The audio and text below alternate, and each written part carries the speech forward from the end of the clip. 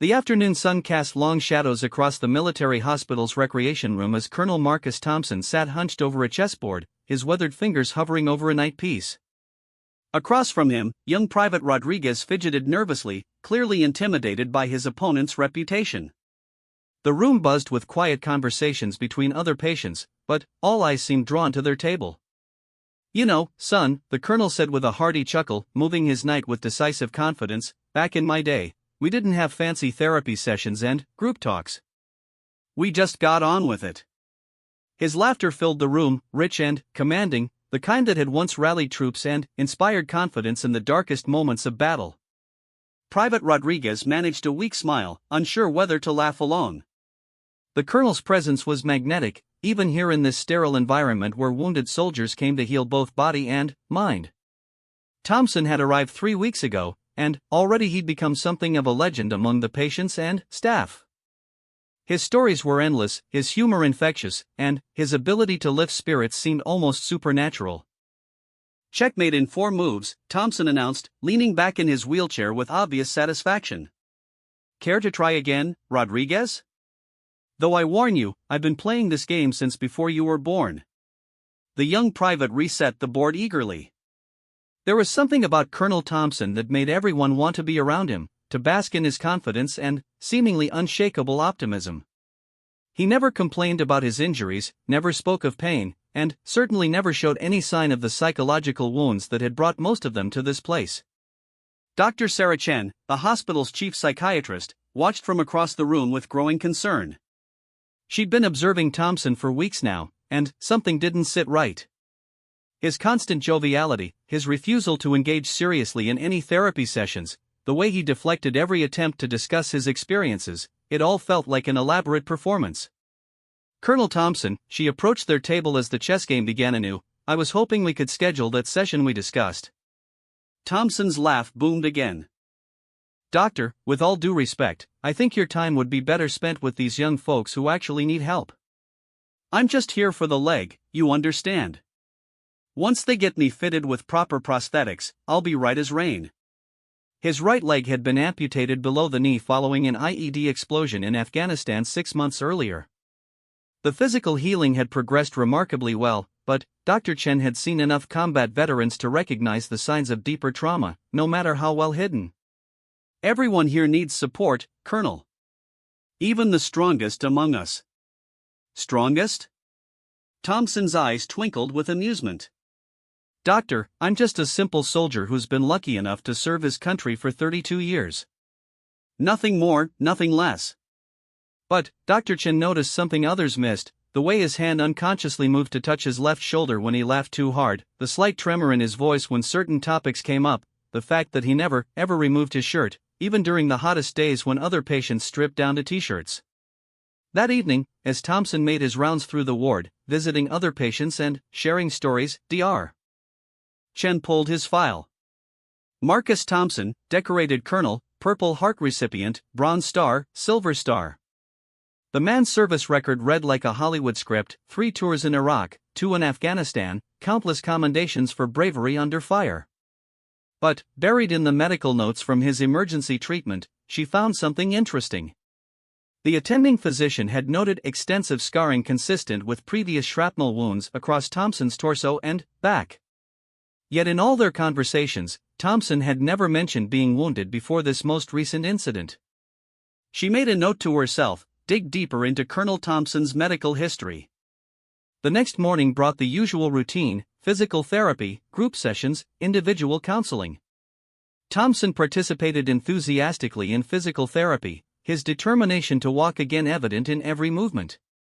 But, when group therapy time arrived, he was nowhere to be found. Dr. Chen discovered him in the hospital library, reading to a young soldier whose eyes had been damaged by an explosion.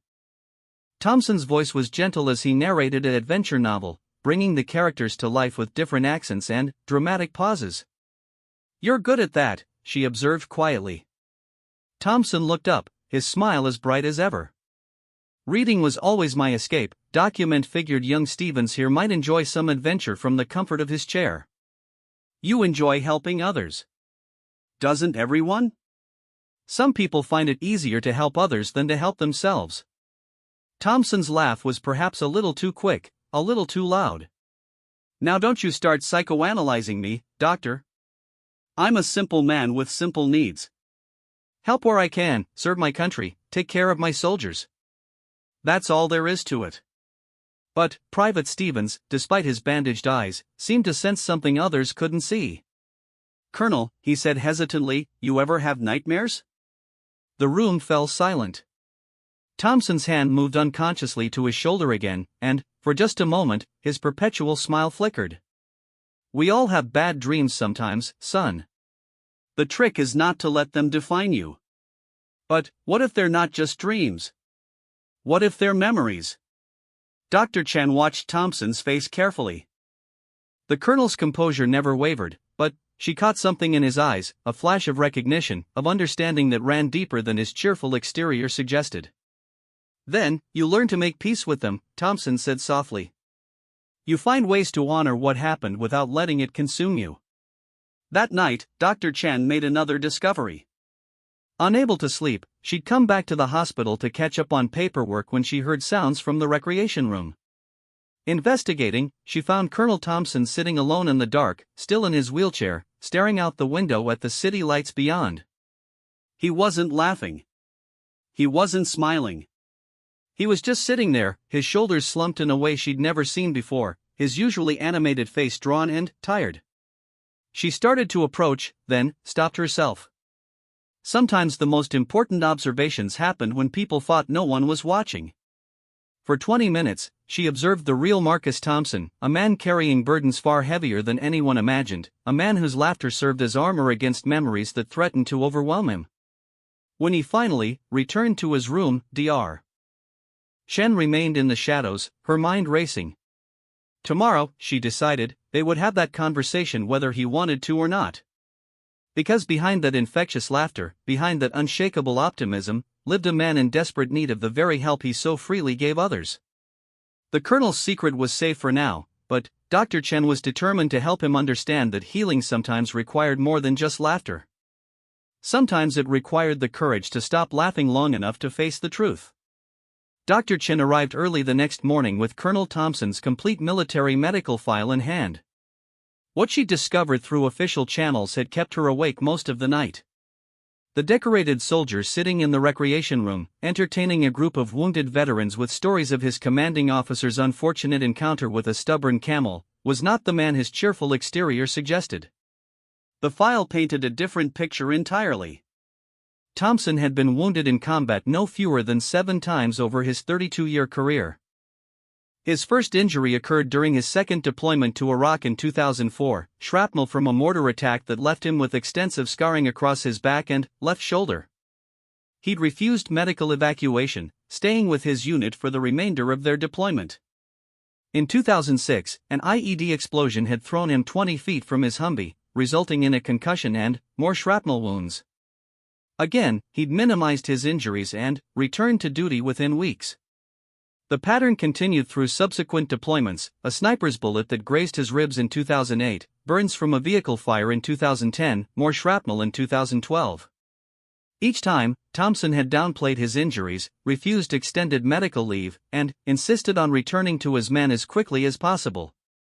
His superiors had noted his exceptional dedication to duty and remarkable resilience under fire, but Dr. Chen recognized something else in the medical notes: a man running from something he couldn't face.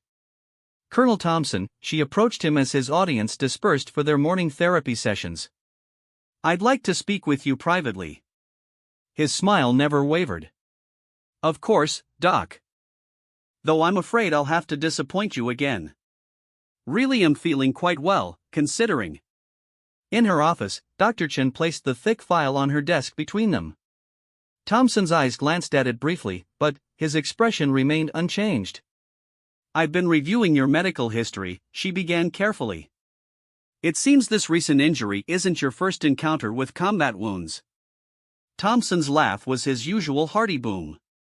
"Well, 32 years of service doesn't come without a few bumps and bruises. Occupational hazard, you might say. 7 separate incidents requiring medical treatment. Multiple surgeries. Months of recovery time that you consistently cut short to return to duty. My men needed me, Thompson replied simply. A leader's place is with his troops, not laid up in some hospital bed feeling sorry for himself. Dr. Chen leaned forward. Colonel, when you touch your left shoulder, and you do it frequently, are you feeling pain from old wounds? For the first time, Thompson's hand stopped its unconscious movement toward his shoulder. He looked surprised that she'd noticed the gesture. Old injuries act up sometimes. Weather changes, you know. Nothing a little aspirin won't handle. What about the nightmares, Colonel? The silence stretched between them. Thompson's perpetual smile remained fixed in place, but something shifted in his eyes. I sleep just fine, thank you. Private Stevens seems to think otherwise. He mentioned hearing you call out in your sleep. Other patients have noticed it too. Dr. Chen watched as Thompson's composure began to show hairline cracks. His right hand gripped the arm of his wheelchair slightly tighter. Combat veterans sometimes have restless sleep. It's perfectly normal. Colonel, help me understand something. You've made it your mission to support every patient in this facility. You spend hours with them, listening to their fears, helping them process their trauma, encouraging them to open up about their experiences. Yet you refuse to acknowledge that you might need the same support. Thompson's laugh this time sounded forced. Doc, I appreciate what you're trying to do, but some of us are just wired differently.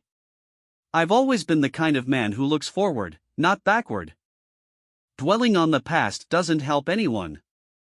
Even when the past includes watching 17 of your men die in a single attack? The words hit Thompson like a physical blow. His face went completely still, the smile finally disappearing. The cheerful mask slipped for just a moment, revealing something raw and devastating underneath. How did you? He started, then caught himself. Dr. Chen had found the after-action report buried deep in classified files she'd been given access to as part of his treatment. The incident had occurred 3 years earlier during Thompson's final deployment to Afghanistan. His convoy had been ambushed in a narrow valley, trapped by insurgents who'd positioned themselves on the high ground. Thompson had been in the lead vehicle when the attack began. He'd organized the defense, called in air support, and personally carried wounded soldiers to safety under heavy fire. By the time reinforcements arrived, 17 members of his unit were dead, including his longtime second-in-command and 2 soldiers barely out of their teens. You were awarded the Silver Star for your actions that day, Dr. Chen said softly. The citation mentions your heroism under fire, your leadership in impossible circumstances. The boys who died were the real heroes, Thompson replied, his voice barely above a whisper. I just did what any commanding officer would do. You saved 11 men that day. I lost 17. The admission hung in the air between them. For the first time since arriving at the hospital, Colonel Thompson wasn't laughing. Colonel, survivor's guilt is incredibly common among combat veterans, especially those in leadership positions. Feeling responsible for losses that were completely beyond your control is a normal response to trauma. Thompson's hand moved to his shoulder again, but this time he seemed aware of the gesture. Those scars you mentioned in my file, he said quietly. Most of them happened when I was trying to reach my men. Each one reminds me of someone I couldn't save. Or someone you did save. The weight of command, Doc, it's different from what these young soldiers carry. When you're responsible for other people's lives, when their families trust you to bring them home safe. He trailed off, staring at his hands. I've written too many letters to parents, to wives, to children. Each one tears something out of you that never grows back. Dr. Chen felt a breakthrough approaching. Is that why you laugh, Colonel? To keep the pain at bay? Thompson looked up at her, and, for the first time, she saw the man behind the mask, exhausted, haunted, carrying the accumulated weight of 3 decades of loss and responsibility. If I stop laughing, he said simply, I'm afraid I might never start again. The honesty of the statement surprised them both. Thompson seemed shocked that he'd spoken so openly, while Dr. Chen felt the privilege of witnessing a moment of authentic vulnerability from a man who'd spent his career projecting strength for others. The shrapnel scars on your body tell the story of your physical courage, she said gently. But the emotional scars you carry are just as real, just as deserving of treatment and care. Thompson was quiet for a long moment, his facade completely dropped. When he finally spoke again, his voice carried a weariness that explained everything about his need to constantly project joy and optimism. Doctor, I've been taking care of soldiers for 32 years. It's all I know how to do. If I'm not the strong one, if I'm not the one with answers and encouragement, then who am I? You're a human being who's given more of himself than anyone should be asked to give. And being human means sometimes you need others to take care of you. As Thompson sat in the silence that followed, Dr. Chen could see him wrestling with a lifetime of conditioning that had taught him to be everyone else's source of strength. The man who'd made it his mission to heal others was finally beginning to understand that he, too, deserved healing. Outside the office windows, other patients were going through their daily routines, physical therapy, counseling sessions, group activities. All of them working toward recovery, toward finding ways to live with their experiences and move forward. For the first time since arriving at the facility, Colonel Thompson was ready to join them in that journey rather than simply facilitating it for others. The change in Colonel Thompson didn't happen overnight. In the days following his breakthrough session with Dr. Chen, he continued his routine of visiting other patients, playing chess, and sharing stories. But something fundamental had shifted. His laughter, while still frequent, now carried a different quality, less forced, more genuine. He began to participate in group therapy sessions, initially as an observer, then, gradually as someone willing to share his own struggles. The other patients noticed the change immediately. Private Rodriguez, who'd become something of a protege to the colonel, was the first to comment on it during one of their chess matches. "You seem different, sir," the young man said carefully, moving his bishop across the board. "Not bad different. Just more real, if that makes sense." Thompson considered the observation as he studied the chessboard. The old Thompson would have deflected with a joke or changed the subject entirely. Instead, he found himself answering honestly. "I suppose I've been hiding behind my rank for so long, I forgot there was a person underneath it," he replied. Dr. Chen helped me remember that being strong doesn't mean pretending you don't hurt. Their conversation was interrupted by the arrival of Private Stevens, whose eye injuries had improved enough that he could navigate the hospital independently with minimal assistance. "Mind if I listen in?" Stevens asked, settling into a nearby chair. "I always enjoy hearing you two talk strategy." "Of course," Thompson replied, then paused. "Actually, Stevens, there's something I've been wanting to tell you. That day you asked me about nightmares." Stevens leaned forward attentively. "You were right to ask. I do have them. Most nights, actually. And, for the longest time, I thought that admitting that somehow made me weak or a poor example for soldiers like yourself." "What changed your mind?" Rodriguez asked. Thompson moved his queen, putting Rodriguez's king in check. "I realized that by pretending I didn't struggle, I was actually doing you a disservice. How could any of you feel safe being honest about your own struggles if your commanding officer couldn't do the same?" The conversation marked a turning point not just for Thompson, but for the entire dynamic of the ward.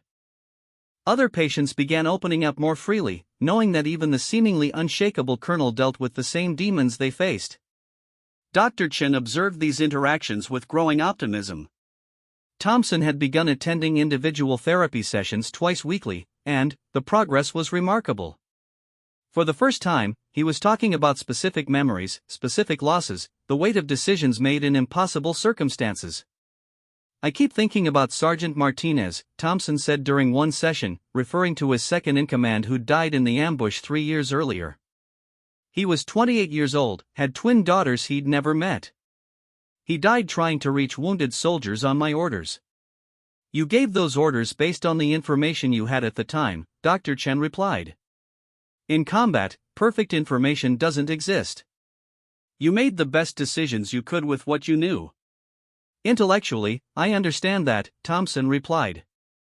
"But there's a part of me that replays that day over and over, looking for something I could have done differently, some way I could have saved them all." That's the burden of command you mentioned. But, Colonel, you also saved 11 lives that day.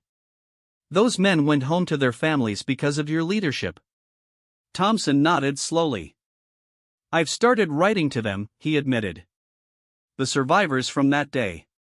Just checking in, seeing how they're doing. It helps somehow, knowing they're okay. The healing process wasn't linear. Some days Thompson still struggled with the urge to retreat behind his facade of constant optimism. But, he'd learned to recognize those moments and reach out instead of isolating himself. One evening, Dr. Chen found him in the recreation room, but this time he wasn't entertaining others with stories. He was sitting quietly with a young Marine who'd lost both legs in an explosion, simply being present while the young man worked through his anger and grief. Sometimes the best thing you can do is just sit with someone in their pain, Thompson explained later. I spent so many years trying to fix everything, make everyone feel better, that I forgot the value of just acknowledging that some things hurt and that's okay. 6 weeks into his stay, Thompson reached another milestone. During a group therapy session focused on sharing coping strategies, he slowly rolled up his sleeve, revealing the extensive scarring on his left arm and shoulder. These are from Iraq, 2004, he said simply. Mortar attack. I spent years hiding these scars, ashamed somehow that I'd been wounded. Like it was a failure instead of just part of the reality of combat. The room was silent as he continued. But, I've learned something important here. These scars aren't symbols of failure, they're evidence that I survived, that I kept going, that I was human enough to be hurt and strong enough to heal. Young Stevens reached out and touched his own facial scars, a gesture of solidarity that brought tears to several patients' eyes. We all carry scars, Stevens said quietly. Some you can see, some you can't. But, they're all part of our story. As Thompson's physical therapy progressed and he was fitted for advanced prosthetics, his emotional healing continued as well. He began facilitating support groups for other veterans, but now his approach was different. Instead of projecting invulnerability, he led through authentic vulnerability, sharing his own struggles alongside his strengths. Dr. Chen documented the transformation in her notes. Patient Thompson has made remarkable progress in acknowledging and processing combat-related trauma. His ability to model healthy coping strategies for other patients while addressing his own healing needs represents optimal therapeutic outcome. The day finally came when Thompson was scheduled for discharge. His prosthetic leg functioned well, and he'd regained remarkable mobility. More importantly, he developed a toolkit for managing his emotional health that would serve him well in civilian life. As he prepared to leave, he made rounds to say goodbye to each patient individually. The relationships he'd built were no longer based on his role as the strong leader who had all the answers, but as a fellow traveler on the difficult journey of healing from trauma. Will you keep in touch? Private Rodriguez asked as they shook hands. Absolutely, Thompson replied. And, Rodriguez? Remember what we talked about. Asking for help isn't giving up, it's the smartest tactical decision you can make. Dr. Chen accompanied him to the hospital entrance, where a taxi waited to take him to his new apartment. He decided to settle near the hospital, planning to volunteer with veteran support programs while he figured out the next chapter of his life. Any regrets about opening up? She asked as they stood in the bright sunlight outside the hospital. Thompson considered the question seriously. Only that it took me so long, he replied. I spent 32 years believing that leadership meant carrying every burden alone. I wish I'd learned earlier that sharing the load doesn't make you weak, it makes you human. He adjusted his new prosthetic leg and took a few steps toward the waiting taxi. His gait was steady, confident, but different from the rigid military bearing he'd maintained for decades. This was the walk of a man who'd learned to accept his limitations along with his strengths. Colonel, Dr. Chen called after him. He turned back with a smile, genuine, warm, but no longer hiding anything. The laughing was never the problem, she said. The problem was thinking you had to laugh alone. As the taxi pulled away, Thompson's laughter could be heard one more time through the open window. But now it was joined by Dr. Chen's laughter, and the sound of two people who understood that healing happens best when shared. 3 months later, Dr. Chen received a letter from Thompson. He was volunteering at a veterans center, facilitating support groups and mentoring recently discharged soldiers struggling with the transition to civilian life. His approach, he wrote, was simple: meet them where they are, share honestly about his own journey, and remind them that needing help is not a sign of weakness but of wisdom. The letter included a photo of Thompson with a group of veterans from his support group. They were all laughing, but their laughter carried something deeper than mere humor. It carried hope, connection, and the recognition that they were not alone in their struggles. At the bottom of the letter, Thompson had written, "The shrapnel scars still remind me of what I've lost, but now they also remind me of what I've learned." Sometimes the most important battles are the ones we fight to heal ourselves, and sometimes the greatest victory is admitting we can't do it alone. Dr. Chen filed the letter in Thompson's completed case folder, but not before making a copy for her own inspiration. The colonel who'd hidden behind laughter had learned to laugh with others, and, in doing so, had discovered that true strength comes not from bearing all burdens alone, but from having the courage to let others help carry the load.